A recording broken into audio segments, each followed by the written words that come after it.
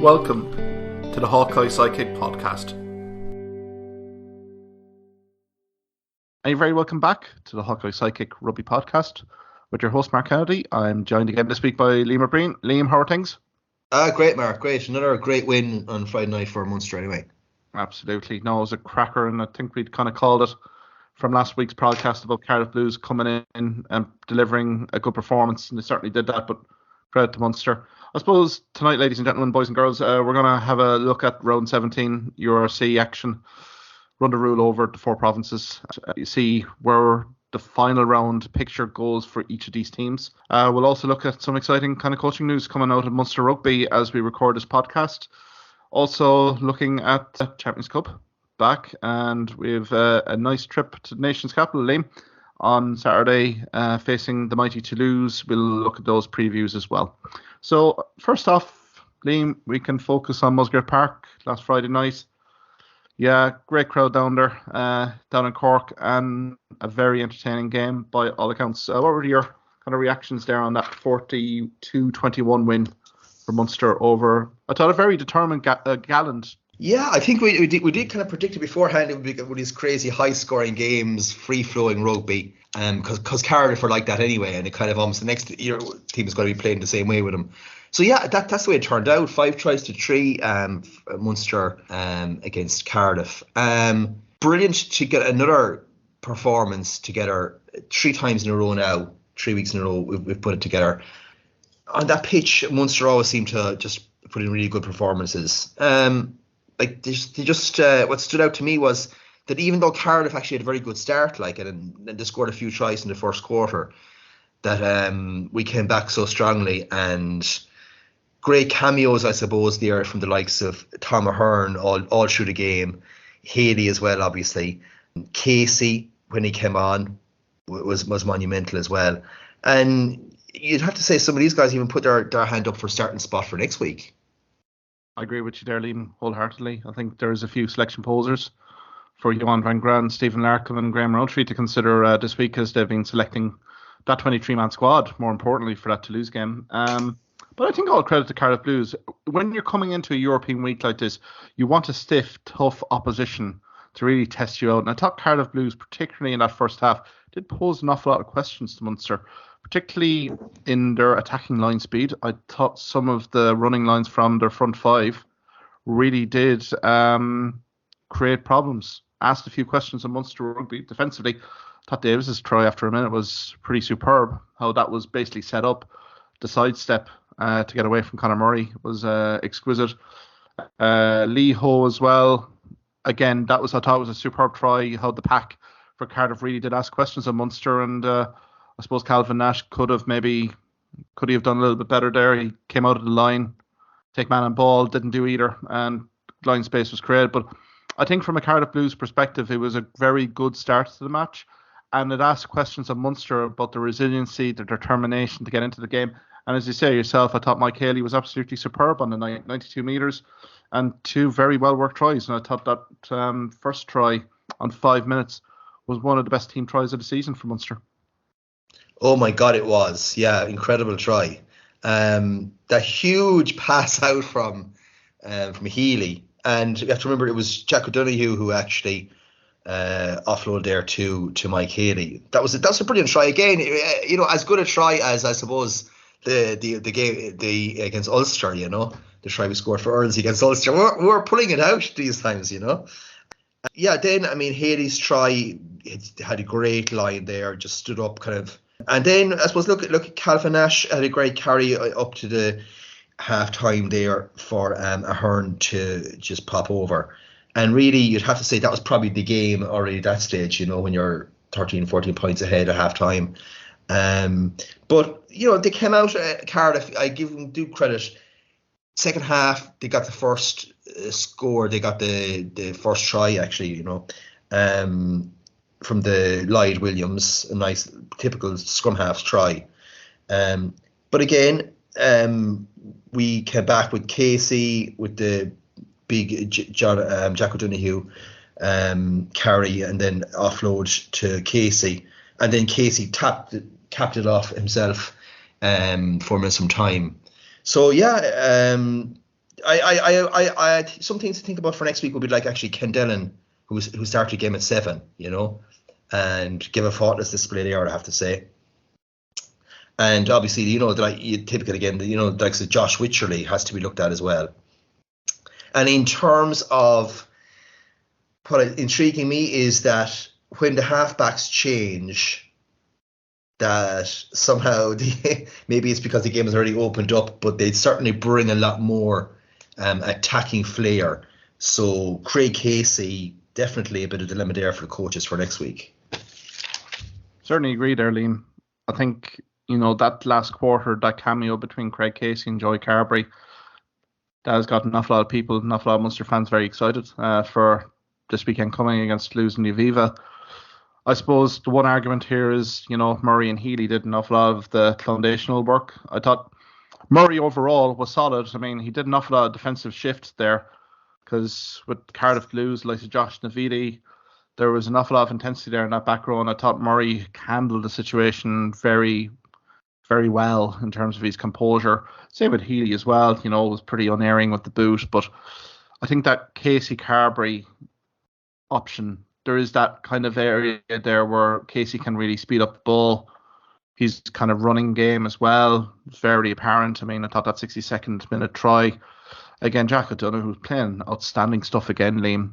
The offload, the awareness. I thought the offloads was the key. We offloaded for 21 in total in that 80 minutes. I think that's probably a season high. I would think even the Zebri game, I think this is probably a season high for Munster Rugby this season in the United Rugby Championship. And again, the 9 clean breaks as well from Munster throughout. I thought it was a great stern test for Munster. And there was quite a bit of significance and quite a bit riding on this, just given how fixtures had basically evolved over the weekend. Munster certainly needed the result. So, I mean, Cardiff didn't give anything soft here to Munster. Munster earned it completely. I think maybe Tom Ahern comes into the picture here for significant game minutes. Again, there was no Jason Jenkins really here, to be perfectly honest. So our coach is looking beyond Jenkins now at this stage. Again, a guy tailor-made for Toulouse. But again, I think Tom Ahern did nothing bad at all. I mean, great try, 13 tackles. It's great to see the young guys really stepping up, putting a hand in the air and saying to the management, look, I want a piece of this on Saturday, and try your best to get, omit me from a squad. Yeah, absolutely. I mean, Tom Ahern, look, he's definitely kind of a 50 cap Ireland international in the making. There's absolutely no doubt about it. I suppose, look, we have to give credit to Cardiff. I think they're third from bottom in the actual table, but maybe it's because they don't always play to their potential each week. I mean, to me, I think I've said it before, of all the Welsh sides, Cardiff nearly have the most potential when they click to absolutely do anything to any team. So it was absolutely a stern test, and they were with us, right up to the last 20 minutes where we kind of just powered ahead, I guess. But in terms of impact players, I suppose we do have to kind of look and see, should we be having Casey on the bench? Maybe we leave Jenkins on the bench with Ahern starting. Maybe also think about John Ryan. Does he start or does he come on, maybe 55 minutes? So there's some interesting options for us, even with all the crazy amount of injuries that we actually currently have. Yeah, I think the selection posers, I think we'll get to them in a while once we kind of preview this Toulouse game. How do you go? Do you go on the front foot immediately, or do you hold a little bit back in attacking reserve? Or I think platform is probably going to be a key one for Munster on Saturday. So I think we can discuss all those conundrums, I'd say, in due course. It was a great win for Munster anyway. Solidifies their second place in the league. But by God, Liam, if you look at the league standings right now, Leinster are out in front on 62 points. Then you have a traffic of teams coming in. Munster starting the train here on 56 points, joined with the Sharks, the Stormers on 56, Ulster 55, Bulls 53, and then you have Glasgow and Edinburgh on 50. I mean, the last round of games here is nothing going to be short of phenomenally exciting for the neutral and for all the supporters of these teams, from maybe 2 to 8 really, to decide the playoff picture and the seedings for the playoffs. Oh, it's going to be incredible, you know. I think probably the 6, 7, and 8 are, as far as I'm concerned, pretty much decided already. 6 being the Sharks, and 7 and 8 being interchangeable between Edinburgh and Glasgow, because I don't think the Sharks will win or get anything at all really out of Ulster. But for us, we basically need to get at least 1 point against Leinster, or else we'll find ourselves in probably like the 5th spot, basically, you know, the away game. And to be honest, I mean, having looked at Leinster away against the Stormers with almost a third string side, I mean, we're not guaranteed to get anything out of that game, you know. I mean, if they played those lads and they played the O'Briens, to say, as well, definitely nothing guaranteed there. No, we probably can go to that match, the Stormers and Leinster Rugby. I mean, Stormers pretty much put out their first string team. Leinster really depleted, given an awful lot of the first team that probably was starting Welford Road at the weekend in Champions Cup were in Dublin preparing. But I think Leinster really did provide another statement of how phenomenal their academy and underage structures are. I thought it was nothing short of a superb performance from Leinster to hang in the fight and really be there until the final whistle. And I think of the team, but you could count numerous other guys within the Leinster side that really did put up the hand up. And I think if you're Leo Cullen, Felipe Contitomi, all the rest of the Leinster management staff coming back from South Africa, I know it's 2 losses, but my God, Liam, given the squad that they basically had announced, I mean, the signs here in terms of the growth, the development, the squad depth, it seems as good as ever for Leinster Rugby going forward with all these young talented players on show last weekend. Yeah, like as a tour, I know it's 2 losses, but I suppose it was 2 very slight losses, and like as losses go, that's as good as you're going to get, you know, and to get that experience as well. In terms of some of these guys, where they've come from, some of those guys, like, you know, were actually AIL guys, you know. You talk about Sorka there, he was there with Clontarf, and they're literally plucked from the AIL. Also, Cormac Foley, their scrum half as well, you know, probably formed scrum half in the AIL this season. So yeah, they have some talent there. And Scott Penny, to me, reminded us of he's still probably, you know, 3rd, 4th choice 7 that we have, like, you know, in the country. He was a phenomenon as well. But what it showed to me is the fact that the Stormers, you know, they're well beatable. If Munster are playing them like in a quarter-final, semi-final, even away, they're very well beatable. They've periods where they seem to, like, lulls where they seem to switch off during games, and so that gives us definitely kind of something to work on. In terms of the Stormers, yeah, I mean, they actually got 3 nice tries, to be fair. But Evan Royce, I suppose, was in the news again for putting his hand face down on a Leinster player, which, to be fair, like, you know what I mean, there was no need for it, and could have gotten sent off really for that. Could have, should have, to be perfectly honest, Liam. But I'd like a bit more decisive refereeing there, to be perfectly honest, because Leinster during that 80 minutes had 2 yellow cards during the game. So again, don't be cribbing too much in terms of officiating again, but that looked pretty bad on cameras. TMO was pretty slow, and the referee was pretty slow on the day to kind of ping that. But I suppose going back to Leinster as well, and I mean, we go back to Alex Soroka. He was born in Cork. So I mean, a guy there that's really taking his opportunity with Leinster, certainly. And I think, you know, everything about him, 6'5", 105 kg. I mean, the guy is just phenomenally talented even at this early stage. But I suppose the key here for him is, you know, he comes back to the Leinster rugby setup. When you give him the back row options that they currently have, like the Dorises, Van der Fleers, Conans, where does an Alex Soroka or any of the other young established talent here from Leinster really kind of see game time going forward, particularly in the key games? I mean, I think there will be a point here that Alex Soroka will need to progress his career. I'm just wondering if Leinster may not be the place for a guy of that ilk and skill set to succeed. Yeah, when you're probably essentially out of the kind of normal match day 23, as he probably will be even next season. Certainly it's a bit of a conundrum, all right. I mean, I would say come down to Munster, but like at the end of the day, we now also have guys coming through. So I mean, you're going to have queues everywhere here, and Connacht already taken 3 or 4 Leinster players next season. So yeah, I mean, I sometimes think, Leinster, there's such a production line that they almost need to send some lads away to France for a bit, or England for a bit. I'm not saying go forever from their system, but go and do your 2-year stint abroad, establish yourself as a first team player, and then you can come back. And you have to pick up where you want to play then, Exactly. Yeah, no, I thought it was a very good performance from Leinster Rugby, just given the circumstances. And to be honest, like Ed Byrne, there was great Leinster responses here. I mean, the opening 5-10 minutes, it looked fairly ominous for Leinster. There was a few line breaks from Stormers settling into the game. And then when the tries did come in for the Stormers, it was 3-6 at half time. When the Stormers did basically create width on the ball, they did pose questions, 2 quick tries. But again, great Leinster response from Ed Byrne. And I mean, the penalty try, the yellow card, but the perseverance from Leinster, I think it was just a super performance here.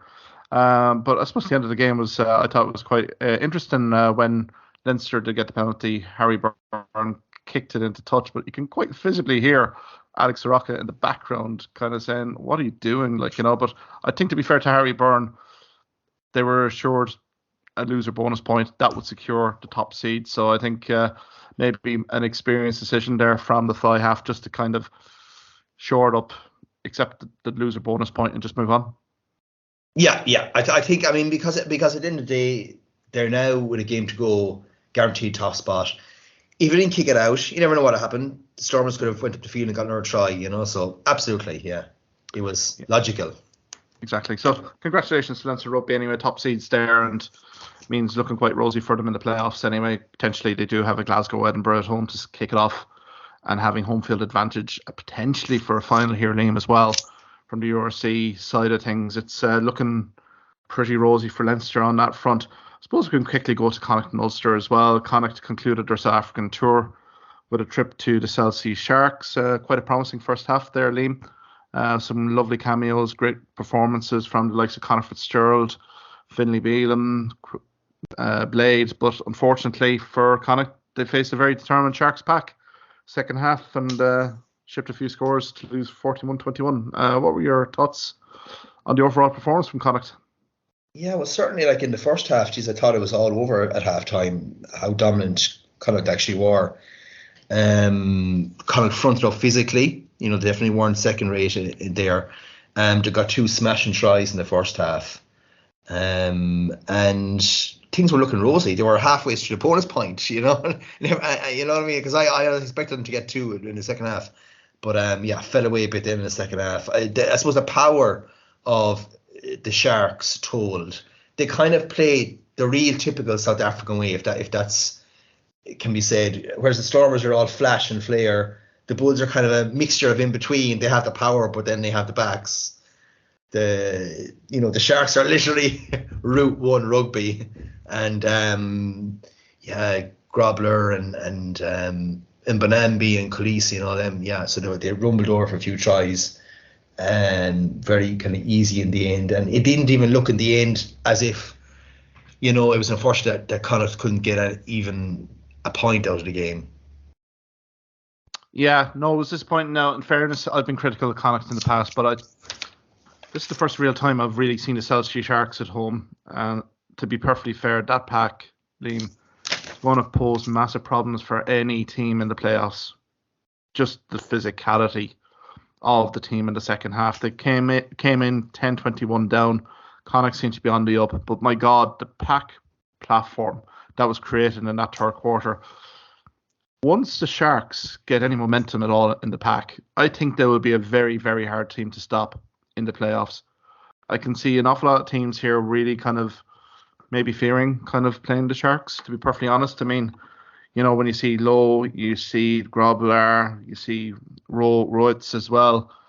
These are quality ball players, but the physicality just literally the yards made on tackles, it's going to create lovely front football for you. And I think the Sharks could be one of those teams that, could be a little bit of a dark horse, particularly when it comes to the playoffs, particularly quarterfinal, semi-final. They could catch a potential upset, particularly in semi-final, and may get into a final, because I was very impressed by them in terms of that second half. I think that has to be the barometer for the Sharks going forward. And in fairness to Connacht, they tried hard, but I just think it was just overwhelming in terms of the physicality, the tackle count. It just got to Connacht eventually. And it was just unfortunate, I think, from a Connacht Rugby perspective. Yeah, and we also have to remember that Lucanio Am had a 2-1 stint there in Japan. He's back next week. Yeah.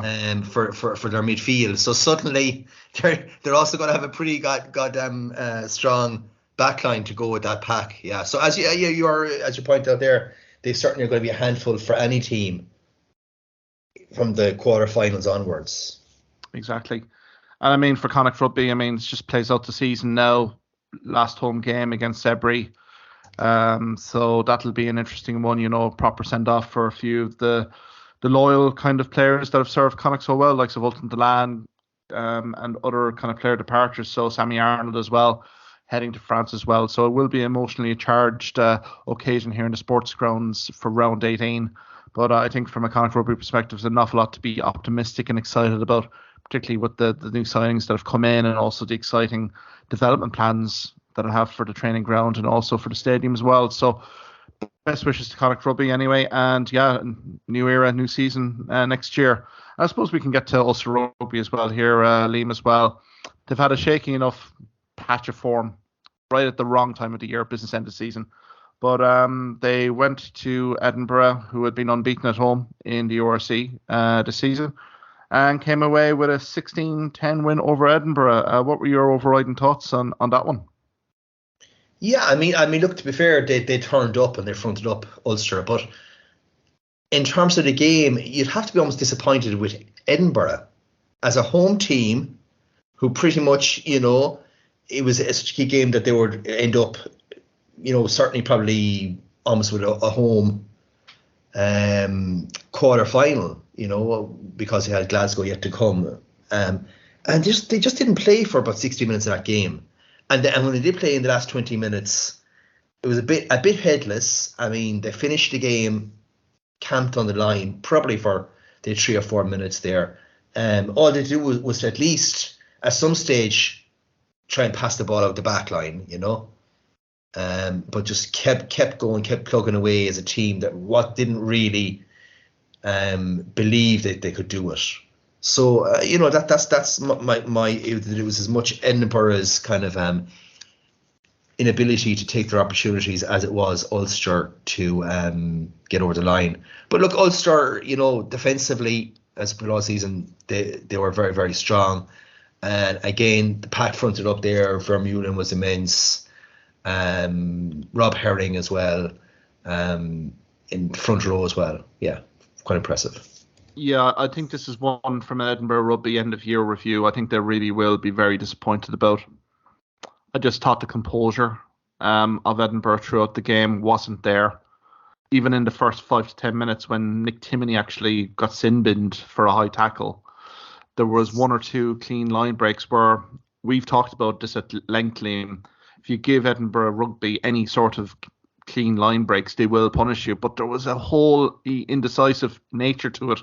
A player holding onto the ball for too long where that ball should have been gone. There was options left or right. And to be perfectly fair to Ulster, with 14 players when Timoney going off, Robert Bollicone's try, it really didn't show much in terms of Edinburgh Rugby's pack. I thought Ulster's pack, minus Timoney, really did control the phases very well. Ball then got spun out for Bollicone to basically score the try. And again, O'Connor goes off as well when it was 16-3. And again, they never really capitalised Edinburgh here as well. I think from an Ulster perspective here, I think it was a phenomenal win, just in terms of the work rate, the desire. 202 tackles made during the 80 minutes, Liam. Playing with 14 players for 20 minutes, it was a hard slog. Timoney comes back on the pitch and then produces 23 tackles. Again, another guy that's on the radar, I would say, of Andy Farrell for a New Zealand summer rugby trip with Ireland. Again, Hume, Lowry, prominent as well. But I just think as well, I think there's opportunity, a golden opportunity lost for Edinburgh Rugby. They had a full house in Edinburgh, overlooking the Murray Field. And I just thought they just didn't perform on the night. And we've seen this with Edinburgh Rugby at key stages during pivotal moments in the last few years, that when it comes down to the crunch, they just don't deliver. And I think, unfortunately for them, they have a Scottish derby with Glasgow. But I feel it's won and out in the playoffs. Whoever they will get, I think they will be probably an early exit out of the playoffs, which is a bit disappointing for Edinburgh, given their position that they were in at the start of the year. Yeah, it is. It is. I mean, Edinburgh were, they were at top of the table for some of those games actually during the year, and to end up now, in eighth and the last quarterfinals, and realistically, they're gone. And to be honest with you, the two Scottish teams I think are going to be eliminated because they're playing the top two seeds. So in the end, it kind of worked out disappointing for Scottish rugby overall. And Edinburgh always, to me, had more than Glasgow. They had very good mobile back row, and of course they had those Argentinian guys on the wing as well. So yeah, it kind of season kind of implodes for them eventually, coming up to the business end of the season, really. I just didn't understand the logic here, Liam, in terms of what they were trying to do for the closing phases of that game. I mean, they were camped on the line. As you say, they've a talented back line. Again, Ulster were very defensively kind of sucked in the pack exchanges. I thought the Blair Kinghorns of this world had been touted as being the next Finn Russell. I mean, was there confidence here in Edinburgh regarding Kinghorn to basically game manage here? I thought it was very much a missed opportunity to maybe spread that ball out a little bit wide, create the width to win that. But again, we have to credit the officiating here, spotted the knock on. And again, you reap what you sow when you've been on the line for about 5-6 minutes. I think all credit to Ulster. It was a great last few minutes stands, but I think from Edinburgh perspective, that was one that they will look at the video and really reflect on and have to improve on for the coming seasons. So I suppose with that, Liam, we can maybe kind of focus a little bit on Munster Rugby. And I mean, there's a very much exciting news there in the last few days. Graham Rowntree obviously being appointed head coach, and then we were kind of wondering what are we up to in terms of the coaching situation, and we're kind of hearing some good vibes. I think there's white smoke probably coming from Limerick and Musgrave Park at the moment. So there's reports that Dennis Leamy is on his way, and also Mike Prendergast, as we kind of record this podcast, appears to be destined to become Munster's new attack coach as well. What's your immediate reaction here, Liam? No, it's just incredible.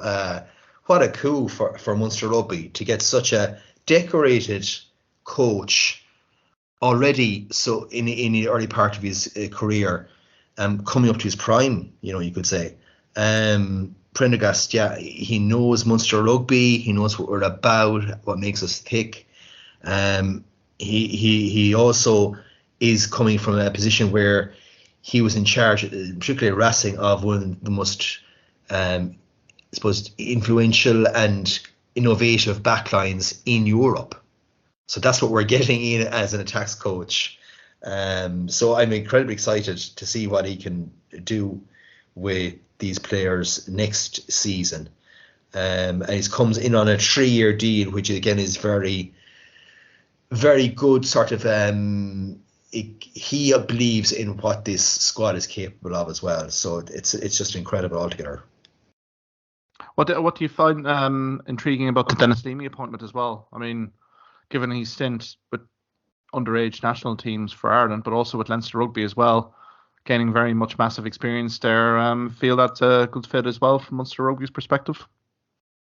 Yeah, well, in terms of I suppose Dennis Leamy, yeah, with Leinster, he's primarily been there. He's been obviously doing some forward work, and he's been on ruck, which is actually something that we need to do, very much on quick ruck ball as well. So that's obviously something that would hugely improve us going forward. And again, he's a guy who, I suppose, at the time, he wasn't looked at in maybe the Foley and then into the Rassie era It was a time when it was get the foreign coaches in and not really looking at what was already there. So he went away. He went to Leinster Rugby and has been an absolutely huge success there. So yeah, again, another brilliant young coach that we are getting in. And this coaching ticket suddenly looks very, very tasty indeed. It does. I think Prendergast Leamy realised in full effect what it is to be a Munster Rugby player, the values, the ethos, the vision, the expectations. So I think from all that perspective, they tick all the boxes. They're guys that are going to be eager to impress here as well, gain more resume kind of points for themselves. I suppose Andy Kiriko as well has to be noted here. He's been doing a great job with the academy. He's been promoted to the senior coaching staff if reports are led to be believed here. So I think another guy who's fully embraced the whole Munster ethos here. So I think from a Graham Rowntree perspective, I think these are very shrewd appointments and a promotion within. So which will be kind of duly, I think, kind of greeted fairly well by an awful lot of Munster Rugby fans, and best wishes to everyone there anyway. Because I know with the academy as well, with Ian Costello will be taking kind of more charge on that as well from academy perspective. It kind of all bodes well here, Liam. You know, we were kind of really concerned here a few weeks ago when we hadn't heard really much about the coaching setup, but I suppose patience is a virtue. I probably lost mine about a few weeks ago. But to be fair to the Munster Rugby hierarchy, they've secured an awful lot of good, high-profile Irish, Indigenous potential prospects, coaching talent, which I think can only be very exciting for Munster. And I would say that players will be very attracted by the proposition of Munster Rugby probably next season as well. So Lee, maybe we can quickly change tack again. Champions Cup, unbelievably, we're in May, quarterfinals, last date. And we've some mouth-watering fixtures on tap this weekend, probably starting first and foremost, but at the Aviva Stadium.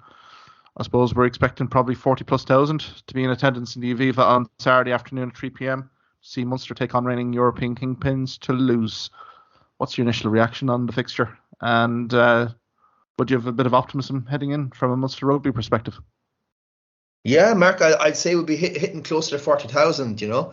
So it's kind of working out. This crazy Ed Sheeran situation, it could actually be to our advantage, you know. Because it's going to be all Munster red. It's not going to be any Toulouse supporters virtually, you know. That plus how good Munster are playing the last 3 or 4 games as well has to give us huge confidence. Now we are kind of have quite a bit of injuries, but the guys who came in have stepped up, and that's so good that we can actually say that. And even with that, there's so many selection conundrums. I think, you know, Toulouse, they're definitely. I think this is a 50-50 game. I think that we can ask questions in certain parts of the pitch, and we have to decide what kind of a game we're going to play against them, and who that will dictate who we start with and who we finish with. But I guess we have to vary the game. That's really what we have to do against these teams, because they'll probably, you know, the usual, they'll line up and physically they'll be very good defensively. So we have to get quick balls in some way, and we have to do dinky kicks. We have to turn the Toulouse wings, and we have to, I won't say destroy them at scrum time, but we have to really get a good platform at scrum time as well. Yeah, I think it's intriguingly set up here, Liam. You kind of look at Toulouse's recent form, particularly the away form here, Liam, particularly in the top 14 standings. They've lost to Cass and they've lost to Toulon. They did have a home win against La Rochelle last weekend, which, to be perfectly honest, it was a very 50-50 game, no holds barred. Very much a playoff intensity fixture there. And then in between, they had the 2 classic games against Ulster Rugby, which they managed to pull out the win in the Kingspan. But I think from a Munster Rugby perspective, really first and foremost is really to focus from within. Fully fit 23-man squad going out, really executing to the highest possible ability. Once that happens, I think an awful lot of good things will follow for Munster Rugby. I think the support in the Aviva, I think will shock an awful lot of neutrals here in terms of the support. There has been an awful lot written in an awful lot of Irish media publications in terms of the Munster support waning. I think we're going to see that really tipped on its head massively on Saturday. I wouldn't be all surprised if there's 45,000 at the game, easy, for a Saturday. And as you say, the Toulouse travelling support, there will be a few in the crowd, but it will be a sea of red for Munster. I think in terms of game plan, I think our front five platform is going to have to be absolutely spot on. We've seen it last year, Liam, in that Easter weekend, last 16 clash with Toulouse. Really, the front five for Toulouse really do control an awful lot of things for Toulouse in terms of their attacking approach. We know all about DuPont into Mac. They have a very talented backfield, but I think that front five particularly, and I think this is where probably a John Ryan needs to come in, empty the tank for 45 minutes, 50 minutes, really kind of set a platform in the scrum. And again, get our scoreboard ticking over 369. I think the back row will be a fascinating watch because you have Flemon, you have Geelong, then you have likes of O'Mahony, Jack O'Donoghue, maybe a Cadellan coming in because Rodnett probably is being sidelined here as well. So I think the back row, the pack for Munster really going to have to step up here because Toulouse did show last year. They made adjustments at half time and then they had their purple patch in the third quarter. Even despite Munster being so physical in the pack exchanges, they found a way. They always kind of find a way to have a purple patch. And this is, I think, where Munster's composure and leadership will come in. I still think Murray will start at 9. I think Carberry probably partnering him at 10 to a certain extent. You leave Casey there for maybe 30 minutes to go, to maybe bring him on, which is unfortunate for Craig Casey, but I think the game plan for Van Gran, I don't think he's going to deviate too much from the game plan from previous, is that don't kind of give easy points away. Have experience on the pitch. And I think from that perspective, I think Murray, particularly from his defensive work as well, maybe a guy that will start and will deliver, I would say. I think it's a very much 50-50 game as well. Cut long story short, I think DuPont, Entimac, phenomenal players. But if we can get our variation right, and particularly if Carberry can vary out the kicking game, an awful lot of things that I've noticed with Toulouse, particularly their back three, kicks in behind, the reaction speed, the defensive line speed is very aggressive from Toulouse. They can be caught a little bit unawares. If you see the La Rochelle try from, I think, Brice Dulin, very much exposes that. A deft kick in behind, a 10, 15 metre kick caused consternation, set up the try. So I think for Munster, it's going to be a bit of a variation. We can't be very predictable. So I think Munster will have the work cut out. But again, I think the performance is there. I think the form line is there for Munster to really express themselves. And I think whoever comes on the pitch will definitely deliver a performance. And really, it'll be Toulouse having to produce a very top-notch display to get a result. Yeah. We need to do some real, as you say, kind of tactical kicking. This thing of Murray or whoever it is, up in the air kicks isn't going to cut the mustard, I don't think, on Saturday.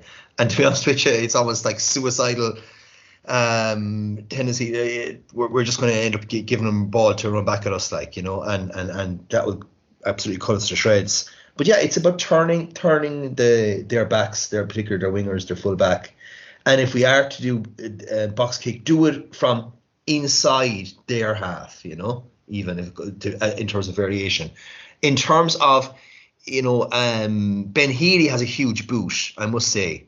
He has the kind of, I would almost say tactically that Healy could ask more questions initially. That's what kind of also I would be thinking rather than Carberry. But and as you said, probably Casey will certainly make a huge impact when he comes on. I think the back row picks itself because literally it does pick itself. There's about 4 fit back rows.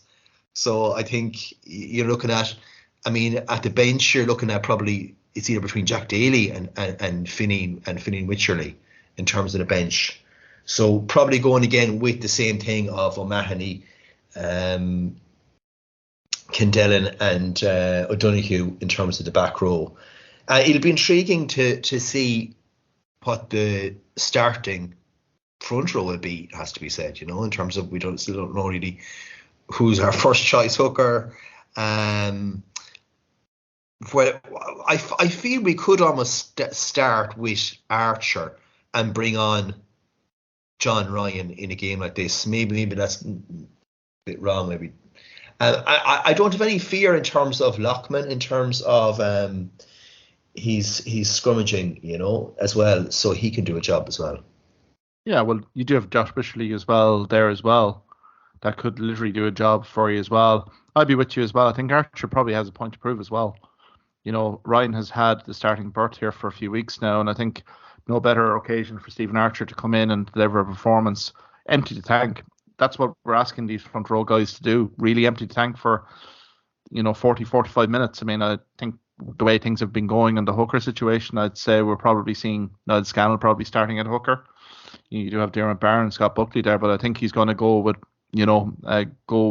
he's reliable number one, and that's Niall Scannell. I think the second row replacements is going to be a phenomenally interesting kind of pick.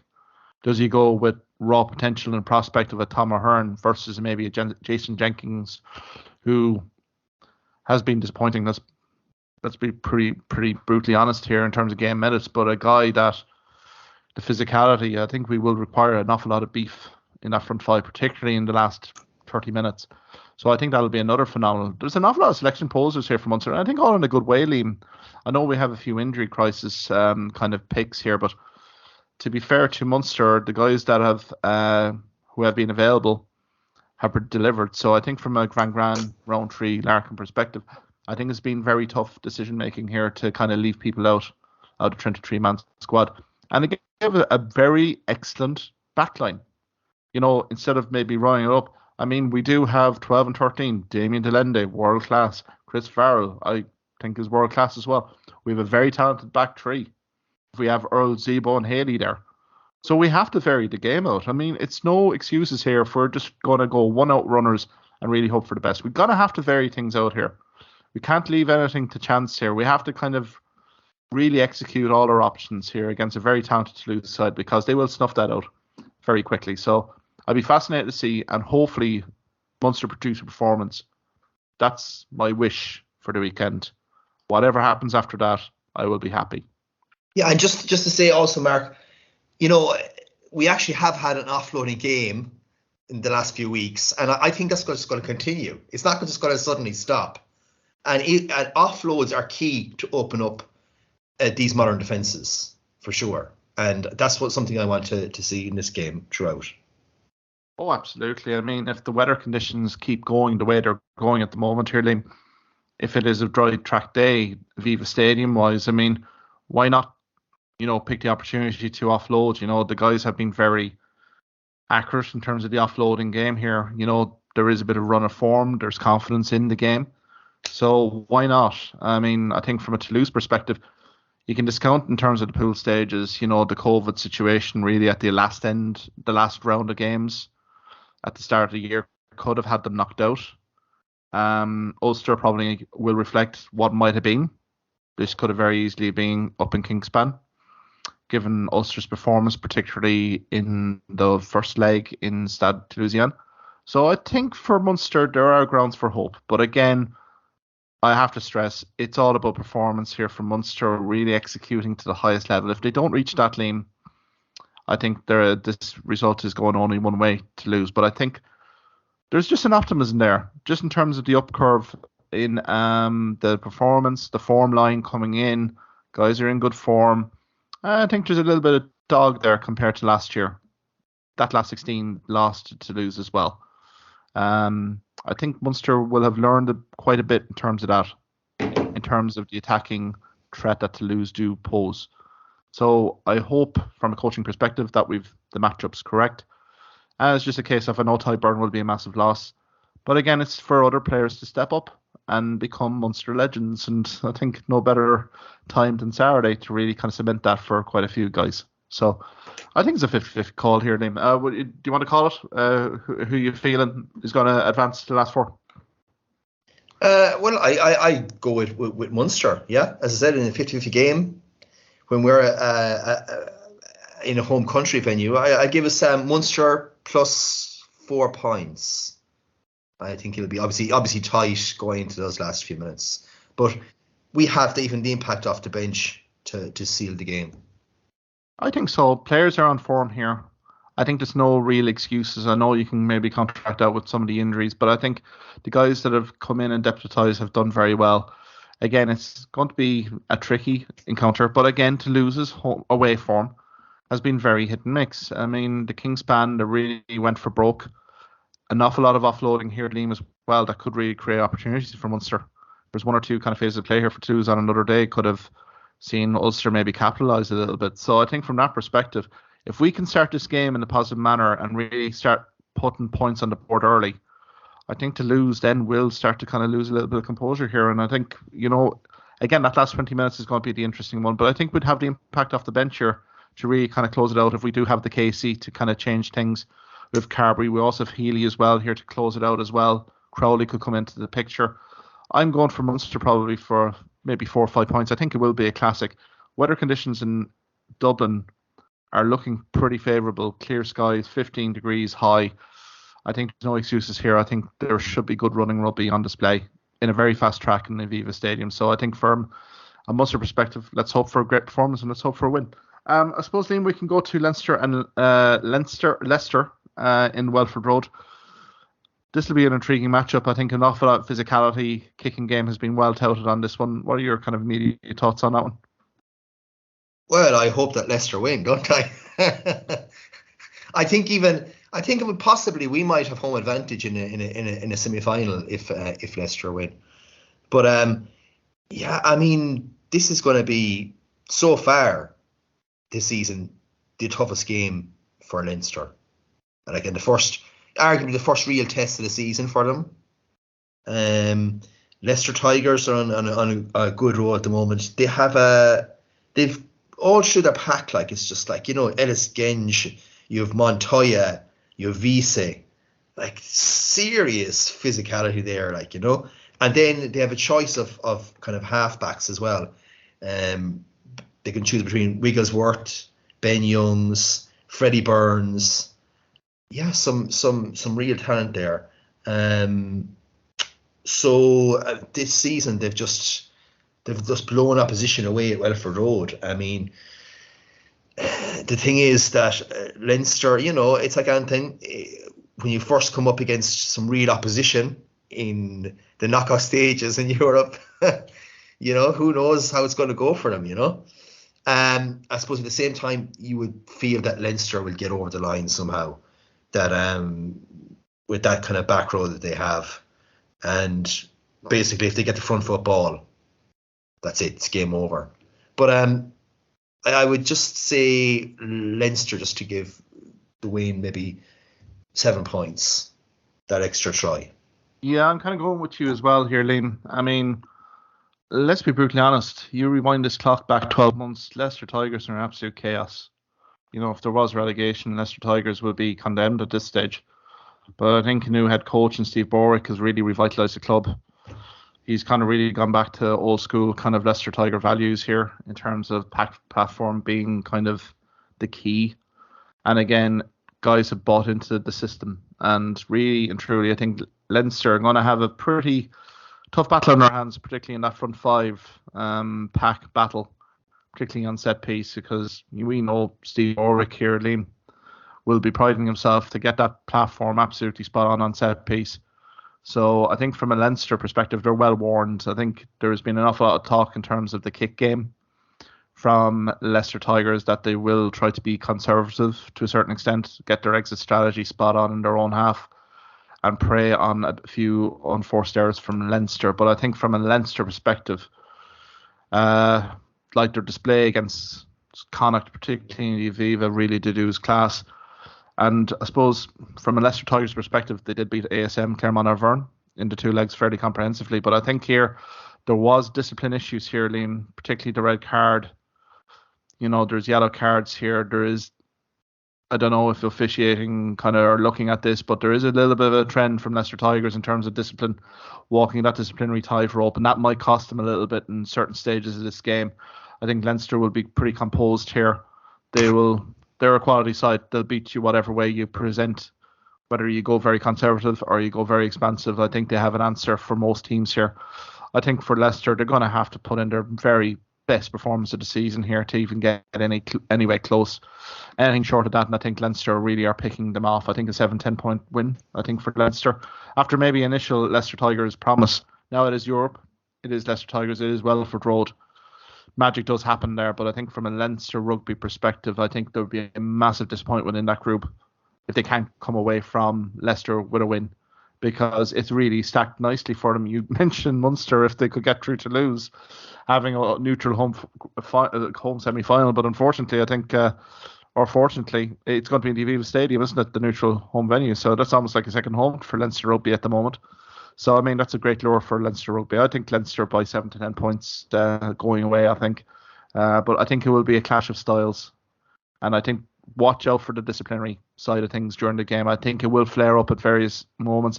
And it's going to take a strong officiating crew to really kind of take control of this game.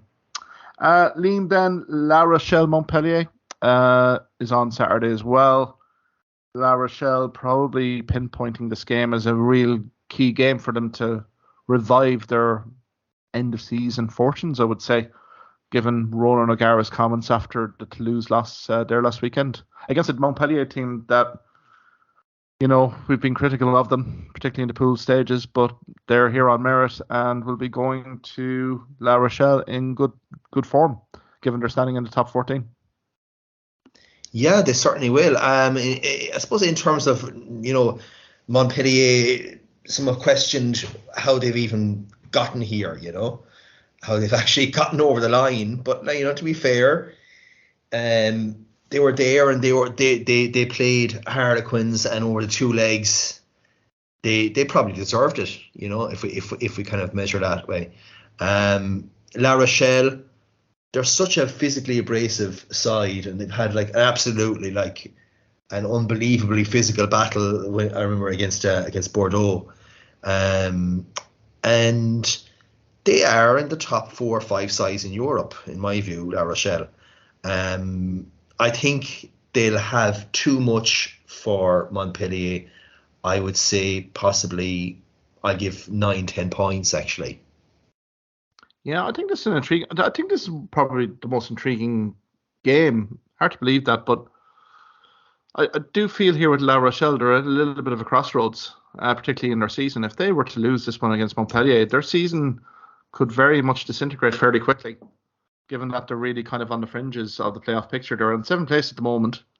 Like, it's so tight in that top 14 at the moment. Montpellier do lead the domestic standings on 69 points.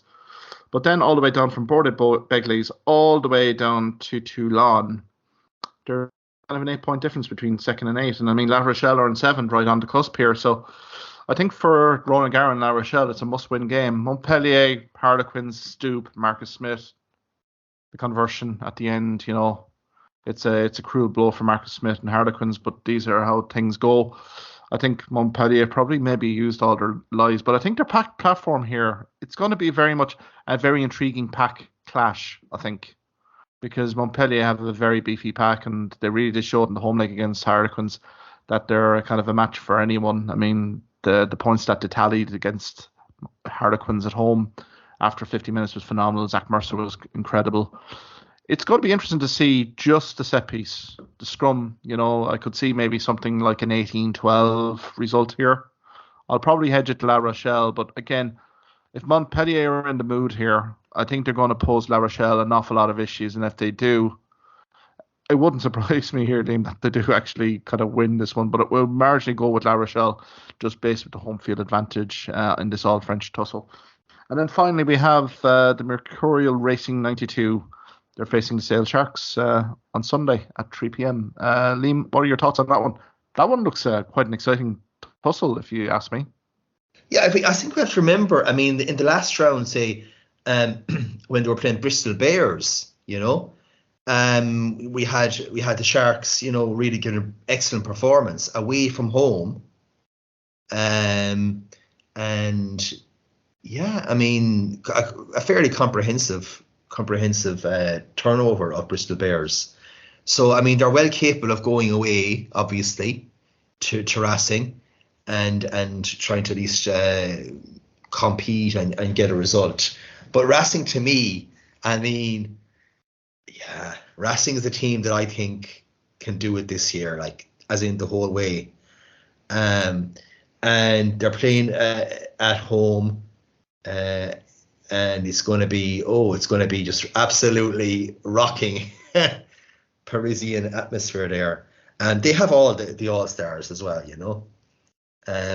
between the likes of, Fiku and Beale and Imhoff and Leroux, Machinot. Wow, it's incredible. They don't seem to have any weak points in terms of scrum, in terms of back row, in terms of halfbacks. I think this will be a win by, I'm going to give 10 points for Racing to get over the line there against Sale Sharks. Yeah, one thing you can't criticise Sale Sharks in this European campaign has been their fortitude and resilience. Other teams would have rolled over once their red card was issued against Bristol Bears down in Ashton Gate. That could have been a pure white flag scenario there, but to be honest to a man, Sale Sharks completely delivered on the night and were fully deserving of their two-legged win. No, we tipped Bristol Bears quite strongly in the podcast a few weeks ago, but we'll swiftly move on. But I think, as you say here, Liam, Racing 92, the only fear I would have for Racing 92 here is with Sale. Sale's pack are pretty compact. They're a very cohesive unit.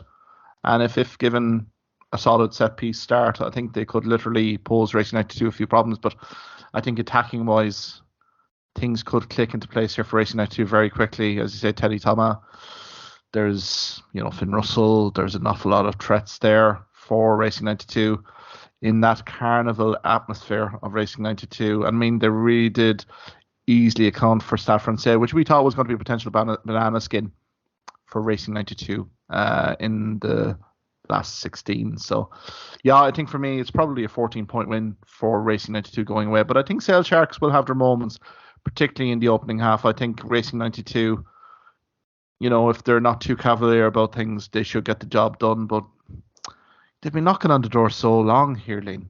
There's always that moment with Racing 92, will they hit the self-destruct button? And maybe it won't happen this weekend, but again, until they can get over the line, I think there's always going to be a bit of a reservation for me. So with that, Liam, do we have even time to talk about Spain and the Rugby World Cup 2023 as well? I was in Spain last week, ladies and gentlemen, and the main sporting publication really did kind of, had the knives out in World Rugby. But I suppose, Liam, if your administration lets you down repeatedly, what can you expect? The truth will come out eventually. And unfortunately for Spain, with Van der Berg and his administration issues in terms of his eligibility to play for Spain, Spain have been demoted. And Romania taking their place of Spain in Ireland's group in 2023. What's your kind of reaction to this fiasco? And I'll call it fiasco fairly mildly here, because I think it was nothing short of a disgrace, really, when the truth kind of finally came out. Is it a coincidence or not that it was a South African player that was involved? Is this all part of Rassie's great master plan again to get weaker opposition into the group? I wouldn't put it past him, to be honest with you. But apparently, yeah, this South African player, he didn't have all his documentation correct. And I suppose, look, it's ultimately up to the union to make sure that he's an eligible player. But it must be devastating for Spanish rugby, to have qualified for 2 World Cups in a row and to have it and for the players more so, to have it completely taken away from you, from kind of administrative error in this instance. The way it's looking is Spain are going to be one of the leading lights of the emerging nations. And there's such potential there in terms of Europe going forward. We said before, about Spain, you could have them aligned with some of the big clubs, in the big soccer clubs, as well. That's an option. But oh my God, Spanish rugby, I hope it recovers from this, to be honest with you. You'd hope so. And I think if, let's say, we go 5-10 years down the line, there could be franchises set up in Europe.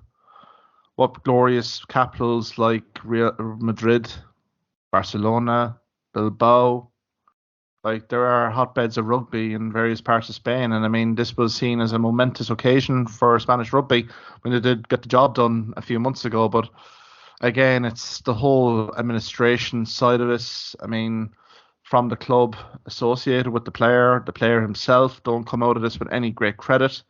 The Spanish rugby officials again. I would be so devastated if I was anyway involved in the Spanish management, and also the Spanish players that were not involved in this again. You know, repeat back to 2019, they had a similar situation on administration fronts, that they were poised to kind of, really kind of stake a claim for a World Cup spot, and that was denied as well due to an administration error. So I don't know what you can do here. I mean, the investigation was launched. I think Romania, there's a few eagle-eyed social media kind of observers that saw the evidence, reported to World Rugby, and I think that the outcome was very conclusive. So I don't know what World Rugby can do here. Can they kind of assist the Spanish rugby in administration purposes, or there has been no lessons learned here from a Spanish rugby head office perspective here? I mean, heads should certainly roll. Whether that will happen or not is another story, but I think the initial reaction in Spain last week was, very much disappointment. They've seen that as a magnificent achievement for a sport that is fledgling, that's looking to kind of get on its feet. And they kind of seen it as kind of the big boys kind of putting down the smaller progressive kind of team that are looking to kind of grow and develop. But I think if you get your fundamental administration structures correct, you have no hope. And I think hopefully World Rugby can assist the Spanish Rugby Federation in any way possible in terms of getting their kind of administration sorted, because we can't have a repeat of this again going into the next World Cup in 2027. I mean, you would think then, Liam, with all the underage prospects that are coming into Spain, Spanish team, the senior team, they would have a great chance there again. But it's just a devastating blow, and I think it's we're playing Romania, which is fair enough, but I think people were getting excited. Ireland v Spain in Bordeaux, there would have been an awful lot of Spanish contingent going to travel to support Spain. It would have been a very carnival atmosphere, and that maybe is diluted somewhat in terms of that. But I think it was an important story to kind of bring up today. Liam, we'll leave it there anyway. Very exciting kind of weekend ahead of us. Many thanks for your insight and contributions, and we can run the rule over everything next week. Much appreciated. Yeah, absolutely, Mark. Thanks very much, Nick. Thank you for listening to this podcast episode. If you liked what you heard in this podcast, why not subscribe to the Hawkeye Sidekick podcast on either Amazon, Spotify, YouTube or Twitter platforms. You can also follow me at Hawkeye Sidekick on Facebook and Twitter for the latest sporting opinions, articles and reports.